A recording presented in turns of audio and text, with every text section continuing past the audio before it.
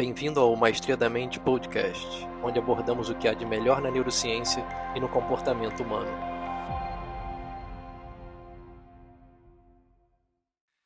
Olá, pessoal. Hoje estou aqui com o professor Jaderson da Costa. O professor Jaderson foi meu professor na pós-graduação de Neurociências e Comportamento na PUC do Rio Grande do Sul.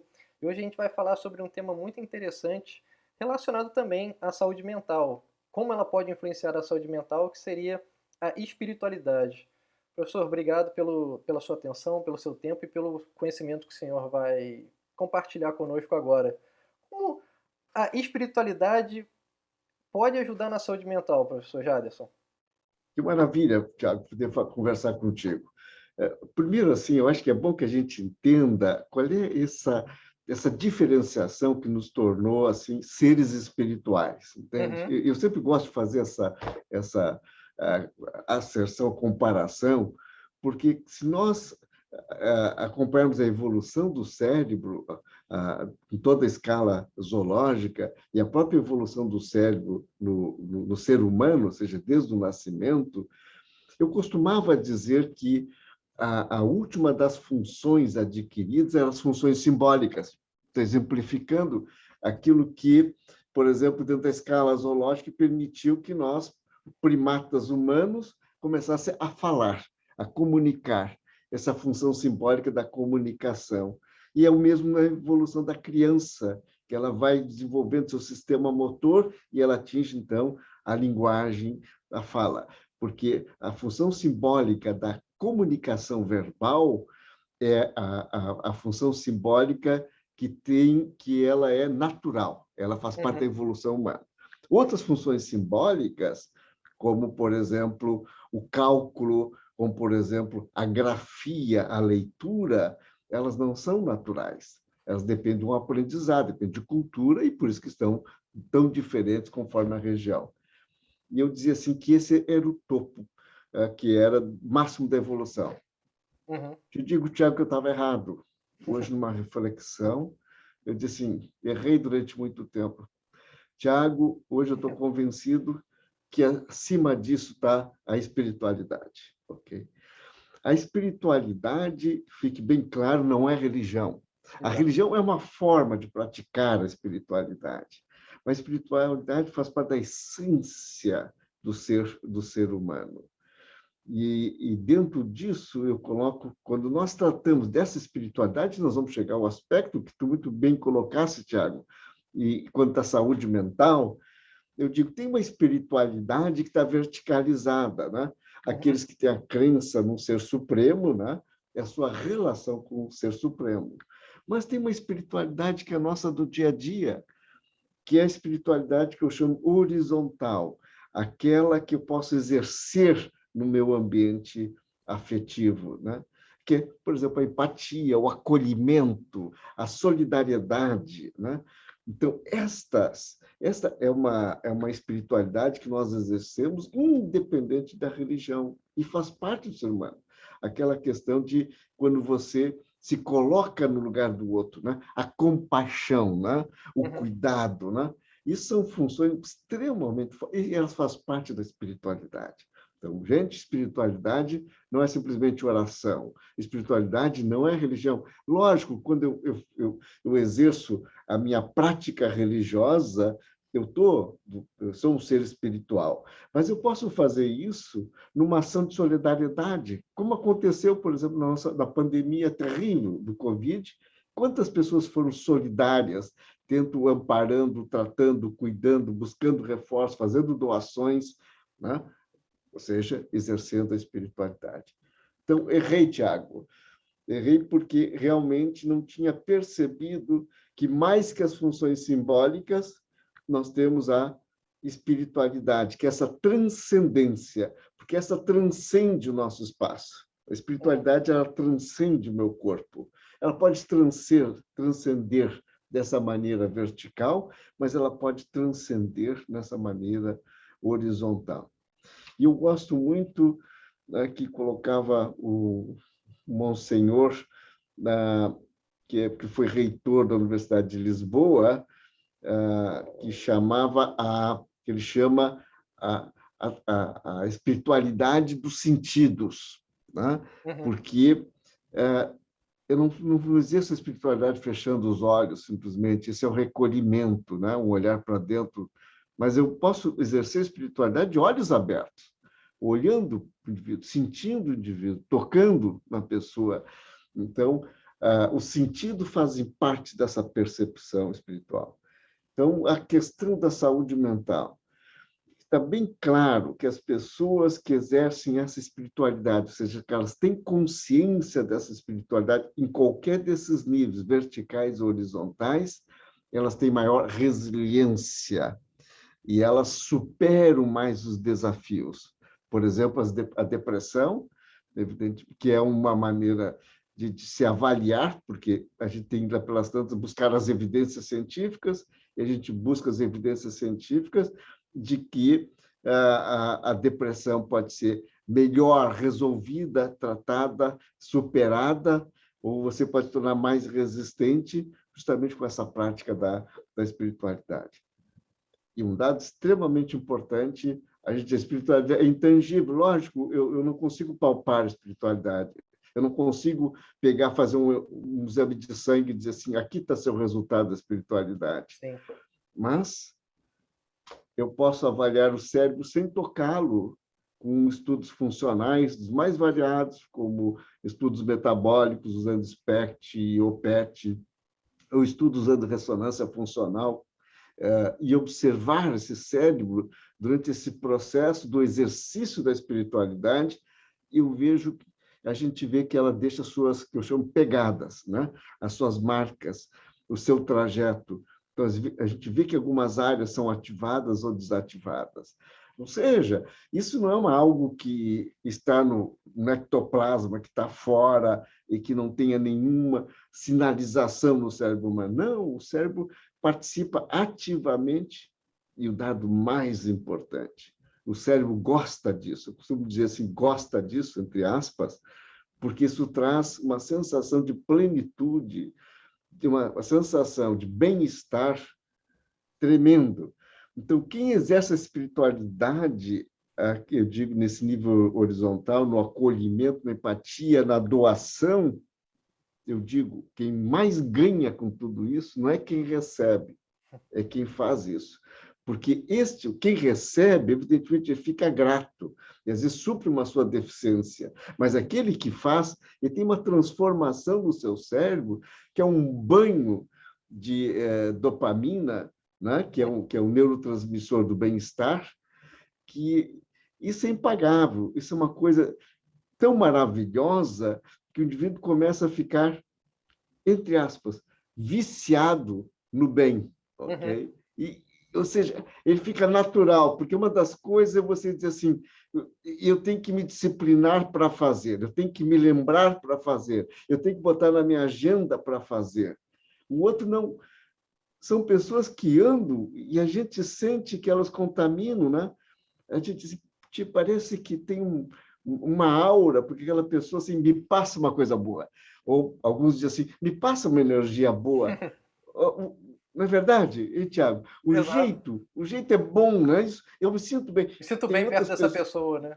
sinto bem perto dessas pessoas. As crianças percebem isso, que as crianças pequenininhas, elas têm uma percepção dérmica, elas conseguem perceber quando a pessoa eles chegam mais facilmente. E, às vezes, aquelas pessoas que são mais duras, mais difíceis, e eles se afastam sem nenhum conhecimento outro, sem nenhum comentário outro, mas uma percepção que, infelizmente, com o tempo, nós vamos meio que sedando.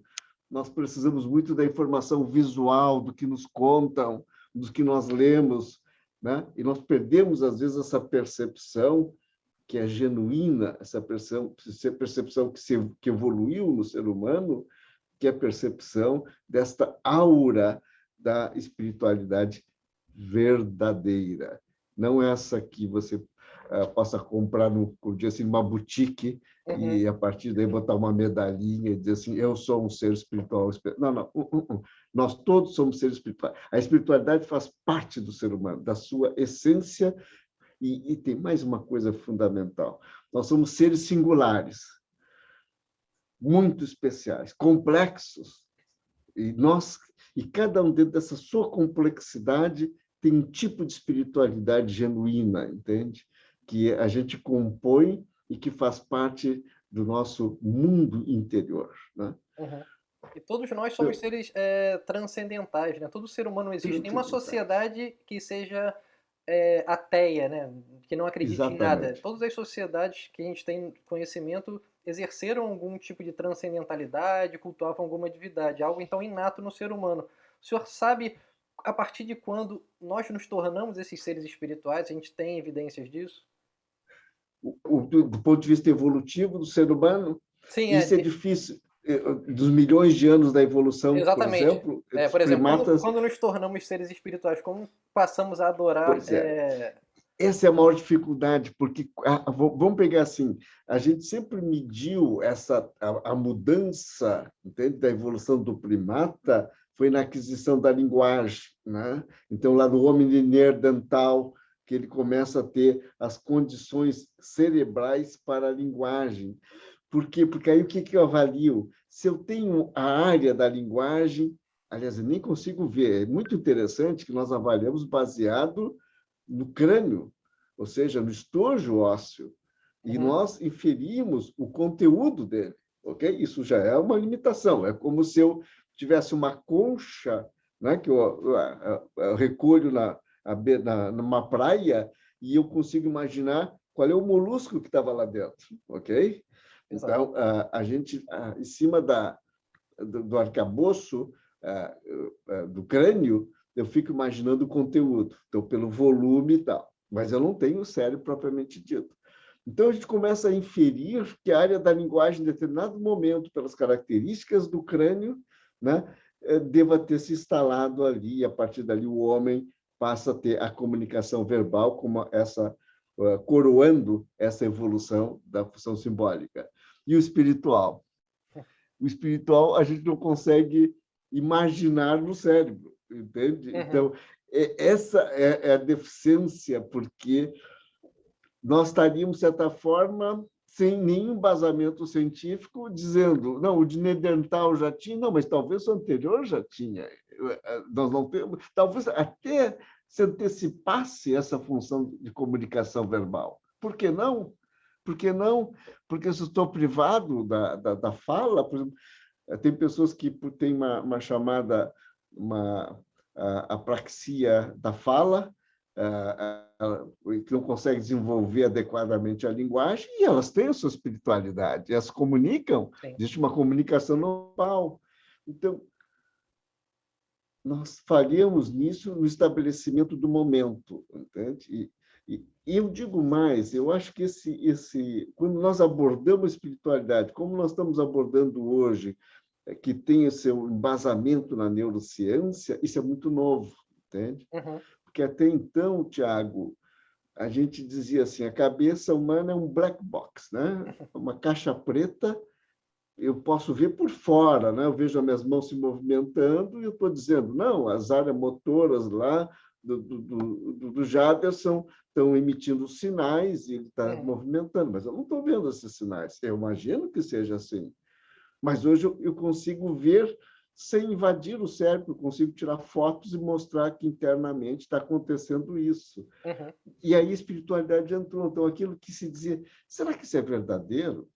Eu acho que essa história de meditação, eu acho que essa história de oração, eu acho essa história de fazer bem, sentir bem, mas são coisas que pessoas que estão sugestionadas, Uhum. pessoas que têm fé, pessoas que estão cegadas por alguma coisa, eles fazem parte de uma comunidade que acredita nisso. Uhum. Bom, hoje não é uma questão de acreditar, é você pegar as evidências e dizer, ok, está aqui. Agora, qual é o valor que vai ser dar isso? Depende de você. Você pode dar valor ou dizer, não, eu continuo não acreditando, continuo não querendo.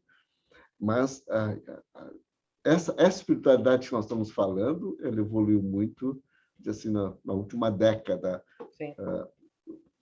Com os equipamentos tecnológicos, né? Como o senhor falou, máquinas de ressonância Isso. magnética funcional. E gostaria até que, se o senhor pudesse comentar assim, Hum, esses aspectos cognitivos da fé, quais são as áreas do cérebro que ficam mais ou menos ativas durante Isso, um processo de oração, durante um isso. momento, inclusive, de pensar coisas boas, ações caridosas. Existe algo nesse sentido? Isso, perfeito. Então, assim, vamos pegar assim, quando nós olhamos para o céu na superfície do cérebro, e eu vou usar minha mão aqui, vocês já viram que eu falo bastante com as mãos, né? Então, aqui, eu vou botar aqui nessa região, que é chamada região parietal, ok? Eu estou colocando no lado direito, então vou ficar aqui no meu perfil, Uhum, essa região, que é a região parietal. Do lado direito, nós temos uma área na região parietal, que é muito interessante, porque essa área, chamada parietal posterior, vou ter aqui a mão, entende? Ela, ela nos dá, eu posso, de olhos fechados, imaginar o meu corpo, imaginar onde está meu pé, imaginar onde está minha mão, ok? Eu consigo ter um mapa do meu corpo de olhos fechados, graças a essa área. Essa área me dá o meu corpo no espaço. E observem só, exames feitos, avaliações feitas usando, por exemplo, o SPECT, que é uma técnica que permite avaliar o fluxo sanguíneo cerebral, né, em determinadas áreas. E ela parte do pressuposto assim, quando aquela área está ativa, o fluxo sanguíneo aumenta naquela área. Quando aquela área está hipoativa, uma atividade menor, o fluxo diminui naquela área. Essa é uma das técnicas. uhum, A outra técnica é usando a ressonância funcional. Essa se baseia no seguinte, no consumo de oxigênio, ou seja, uma área que consome, está mais ativa, consome mais oxigênio. Então, vai dar um sinalzinho ali. Aqui está menos ativa, consome menos oxigênio. Então, são técnicas que permitem ver, avaliar indiretamente a atividade cerebral. Pois bem, o que eletroencefalograma acontece? também, né? A gente poderia ver O atividade elétrica. eletroencefalograma também, com mapeamento da atividade elétrica cerebral, eu Uhum, posso dizer a atividade está aumentada ou a uhum, atividade está diminuída. Pois bem, durante os processos de oração, ele diz assim, bom, mas oração por religiosos. Ok, perfeito. Não, mas não quero tratar de religiosos. Ok, meditação, pronto. Você, pronto, não é um religioso. Fazer uma meditação. As pessoas que têm essa oração, e vamos entender, né? É uma oração mecânica, é uma oração de integrar-se, de se relacionar-se, no caso da oração, com o Supremo, no sim. caso da meditação, do desligar-se, entende? Do mundo externo, e se voltar para o seu mundo interno, pasmem, pasmem, esta área parietal direita é desativada, ok? Ou seja, eu libero o meu corpo, ok? E essa sensação de leveza, de flutuação, ok? É uma desativação dessa atividade, dessa área parietal, ok?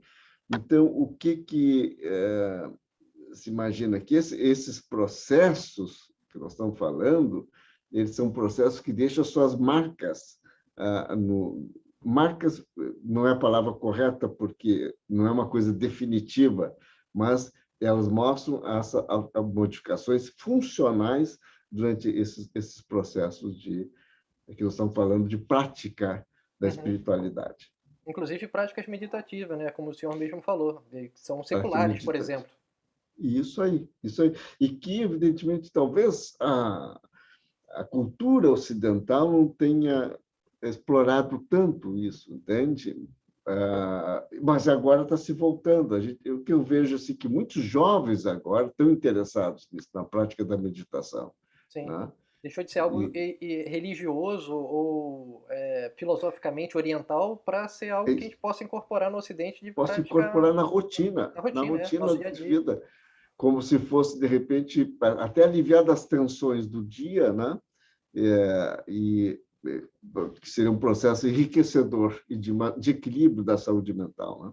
E diante, professor, dessa atividade funcional que a gente consegue averiguar hoje em dia devido ao nosso avanço tecnológico, existem inclusive diversas áreas na neurociência que têm, entre aspas, sido novas, né? Como neuromarketing ou neuroeconomia. O que seria neuroteologia? Isto, uma maravilha. Isto. No momento, parece que, de repente, a humanidade redescobriu o cérebro. No momento que começou a poder fazer essas leituras do cérebro, disse assim, agora eu gostaria de saber como é que esse cérebro se comporta quando diante de um marketing de um produto, entende? Né? Como eu consigo que esse cérebro tenha relações de prazer com o meu produto, entende? Então, vamos ver quais são as áreas, ou áreas de aversão, ou áreas de prazer, de apreciação deste produto. Então, virou neuromarketing. E dentro da neuroteologia, Tiago, sucesso, foi feliz a tua lembrança, a teologia, a neuroteologia foi quando... Bom, só um pouquinho, nós estamos falando de oração, meditação, nós estamos falando do meu pensamento com o Supremo e a ideia de que como esse cérebro funciona dentro da fé, né? Da crença religiosa. Então, quando se passou a dizer assim, simplesmente deixar de tratar, vou falar em religião, então, assim, vou falar em termos da produção religiosa histórica, eu disse assim, bom, como eu posso avaliar isso dentro da neurociência? Né? Será que existe uma localização de Deus, uma localização na cabeça, no cérebro das pessoas, da religião? Isso levou, então, a esse capítulo, esse grupo chama Neuroteologia, que é a busca dessas respostas no cérebro. Evidentemente que levaram a alguns exageros, entende? Eu cito, inclusive, nessa minha aula, que o Tiago felizmente, foi um aluno que hoje está ajudando a divulgar quão importante é a espiritualidade e sua prática, chegou a dizer que Deus, a casa de Deus, localizava-se no lobo temporal direito, entende? Então, vocês imaginam, isso é um reducionismo terrível, né? E eu sempre dizia assim, eu tenho um paciente que tinha epilepsia, entende? Do lobo temporal direito, foi ressecada essa zona, é como se dizer assim, tivesse Acabou, que dizer né? para o paciente, acabou. Para ti, Deus nunca vai existir, porque nós acabamos de tirar a casa dele. Não é verdade? Então, essas questões, um chegou a inventar um chamado Capacete de Deus. capacete de Deus. God's helmet. Não, imagina. Então, aí você começa a entrar, aí sim, aí você já não está trabalhando com evidências. Você está trabalhando com intuições, suposições, crenças e está elaborando. Não é nada disso. Mas o que é importante de tudo isso, né, é que a gente termina vendo que esse cérebro se modifica durante as práticas religiosas, que existe isso, então existe graus, inclusive, dessas relações com o Supremo, né?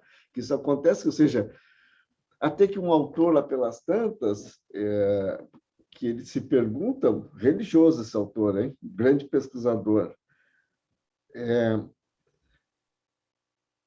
diz assim, Deus criou o cérebro ou o cérebro criou Deus? Entende? Ou seja, será que o produto da nossa mente gerou esse ser supremo?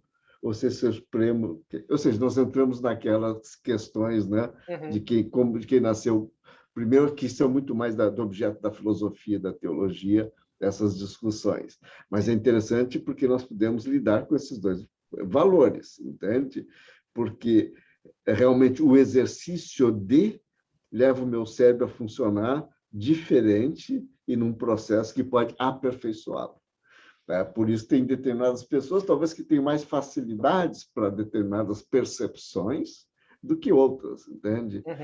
E você diz, não, talvez tenha valores inatos, sim. Pode ter que algumas pessoas, que nem para a música, elas já têm na sua vivência familiar, né, quase que um DNA que predispõe ao desenvolvimento da música, do instrumento, do canto, Sim. enquanto outras não.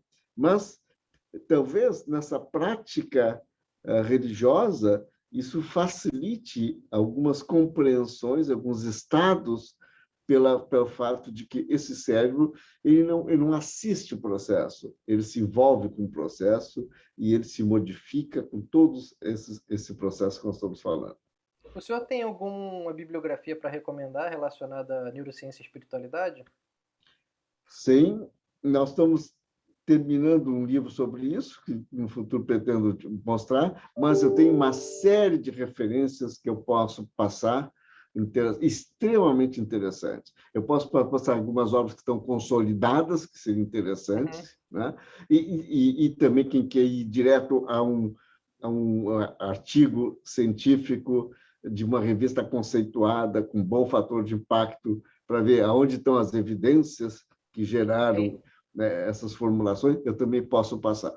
Será um É, prazer, Tiago, passar obrigado. E eu vou esses deixar elementos. disponível para as pessoas que escutarem nessa nossa conversa essa bibliografia para se aprofundarem. Agora, para finalizar, professor, eu tenho uma curiosidade porque muitos pesquisadores, pessoas cientistas, médicos, acadêmicos de uma forma geral, são ateus.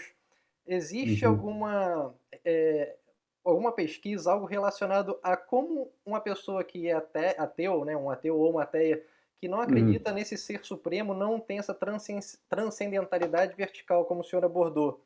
Existe algo nesse sentido que, será que o cérebro de um ateu funciona de uma forma diferente do que uma pessoa que tem essa transcendentalidade, essa espiritualidade de acreditar num ser supremo e que dá um sentido para a vida diferente de um ateu? Porque o ateu acredita que a vida é isso aqui, acabou, tchau, né? Morreu, acabou a nossa vida. uhum, E uhum. as pessoas que geralmente acreditam num ser transcendental acreditam nessa vida após a morte. Existe algo nesse sentido, a diferenciação do cérebro de um ateu e de uma pessoa com fé no Supremo, né, na transcendentalidade? Boa pergunta, Tiago. Eu desconheço essas evidências, entende? Mas o que eu imagino? Porque quando você diz assim, eu vou imaginar a questão, eu acho que a vida é finita e termina-se com a minha morte, Sim. ok? E não existe nada, quer dizer, eu não acredito no Supremo, nem que criou o mundo, nem que criou esse universo, nem que me criou, eu digo, essas coisas estão aí, não sei explicar, mas elas estão aí, né? E eu não preciso de Deus para explicá-las. Então, Uhum. essa é uma posição de muitos cientistas. Eu não preciso de Sim. Deus para explicar o mundo e não preciso de Deus para explicar o pós-morte, porque pós-morte terminou, ok? A matéria se decompõe. Uhum. É isso aqui. Mas não necessariamente não significa que eles não têm espiritualidade. Eles têm espiritualidade. Uhum. Eles podem não ter essa verticalizada, mas eles podem ser pessoas maravilhosas. Eles Uhum. podem, até porque eles têm potencial e pode ser pessoas empáticas, pessoas acolhedoras. Ou seja, a espiritualidade pode exercer na sua dimensão humana sem ter a relação com o Supremo.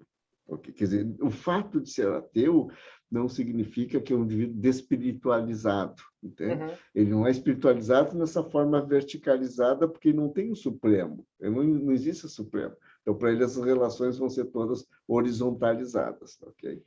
Agora, essa pergunta se eles seriam, de assim, ponto de vista de cerebral, se haveria seria um funcionamento diverso, eu posso dizer intuitivamente, Uhum. intuitivamente. Sim. Então, isso não tem valor, não tem valor científico, porque eu não estou trazendo evidência Exato. científica.